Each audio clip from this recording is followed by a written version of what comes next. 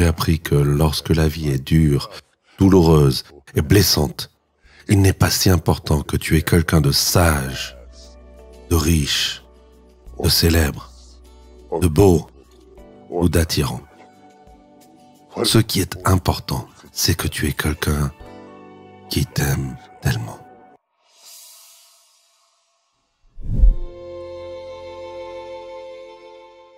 C'est donc ce week-end qui est séparé de tous les autres week-ends. Ces milliers et milliers d'années d'énoncés prophétiques qui nous ont préparés à avoir un week-end cataclysmique, dynamique, explosif, intense et si puissant qu'il changerait la trajectoire non seulement des Écritures elles-mêmes, mais aussi de la façon dont nous voyons Dieu. Ce week-end avait été prophétisé par les prophètes d'autrefois. Il avait été vu dans les ombres et les types. Il avait été vu dans les ombres de l'Ancien Testament, nous préparant à ce week-end de terreur et d'horreur absolue. Je parle du week-end où Christ a été crucifié. Je parle de la brutalisation et de l'abus d'un homme qui a assumé les péchés du monde. Et je ne sais pas si ce sont les clous de la croix, les coups portés à son dos ou la couronne d'épines sur sa tête qui ont fait aussi mal que la trahison de ses disciples, l'éloignement de ses amis, ou peut-être était-ce l'absence de la faveur de son père, ou l'agonie et la honte d'être déshabillé devant le monde entier et de devoir se vider de son sang devant une foule de badauds, de spectateurs, et même de ceux qui l'acclamaient. Mais ce que j'aime dans cette histoire, c'est que le troisième jour, non seulement il est ressuscité, mais je suis distrait par les femmes qui se sont réveillées tôt le matin et ont décidé de descendre au tombeau pour être fidèles à Jésus qu'elles croyaient mort. Ça, c'est une relation d'alliance. Parce que n'importe qui peut être loyal envers toi quand tu marches sur l'eau, guéris les malades et ressuscites les morts. N'importe qui peut être loyal envers toi quand tu arrêtes la femme qui a une perte de sang. N'importe qui peut être loyal envers toi quand tu guéris Bartimée l'aveugle. Mais maintenant, il est mort. Et Thomas est en fuite. Et Judas s'est pendu. Et les disciples sont enfermés derrière des portes closes par peur des Juifs, car ils ont peur d'être les prochains.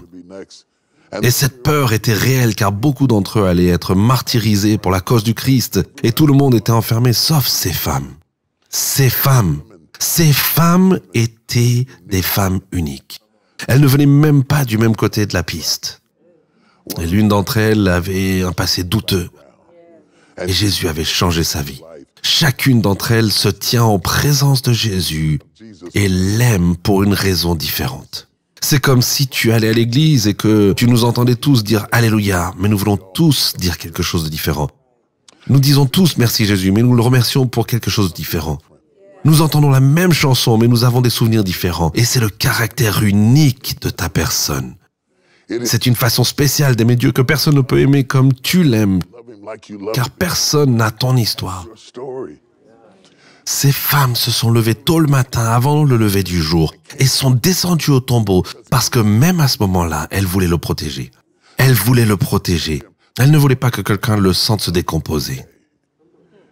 Et avec leur encens dans une main et leur myrrhe dans l'autre, elles se sont précipitées vers le tombeau pour s'assurer que quiconque passerait par là ne sentirait pas son odeur d'érosion. Seulement pour descendre au tombeau et découvrir que le Jésus qu'elles aimaient, au point d'être loyal alors qu'il était mort, a disparu. Et elles ont été les premières à savoir qu'il était ressuscité des morts. La révélation est née de la loyauté. Tu n'es pas vraiment mon frère d'alliance tant que tu ne m'as pas vu dans le fossé, tant que tu ne m'as pas vu me vider de mon sang, tant que tu ne t'es pas tenu à mes côtés quand les autres m'ont abandonné. Tu n'es pas vraiment ma sœur tant que tu ne m'as pas mis des fleurs sur ma puanteur, tant que tu ne m'as pas aromatisé mon agonie. C'est le signe de l'alliance dans l'écrasement. Et nous avons tous envie de quelqu'un qui nous accompagne lorsque nous nous sentons pas très bons. Alors la prochaine fois que tu lis quelque chose sur ce week-end, comprends que oui, Jésus est la star. Il est l'homme principal de tout le livre.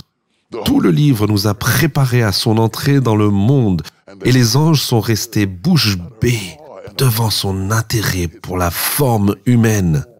Qu'il déverse de lui-même sa gloire et son honneur et qu'il habite parmi les hommes était absolument incroyable. Et ensuite, être tellement un homme qui mourait comme un homme, alors qu'en fait, à l'intérieur, il était un Dieu, était stupéfiant. Même les apôtres, rétrospectivement, ont du mal à exprimer l'ampleur de ce qu'il était. Et bien qu'il soit l'homme principal, n'oubliez pas les rôles secondaires. Car ces 3 femmes qui se sont levées avant que la rosée n'atteigne les roses, qui ont rassemblé leurs biens, qui sont sortis dans l'air froid et glacial de Jérusalem et qui ont commencé à marcher dans les rues pavées vers Jésus, ne l'ont pas fait pour la gloire, la fortune, la reconnaissance, les titres ou une quelconque récompense.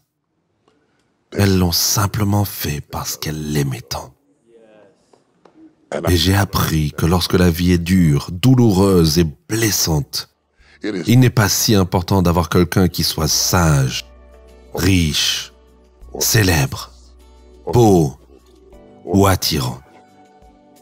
Ce qui est important, c'est que tu es quelqu'un qui t'aime tellement.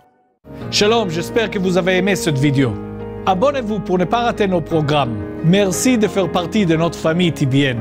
Que Dieu vous bénisse. Shalom de Jérusalem.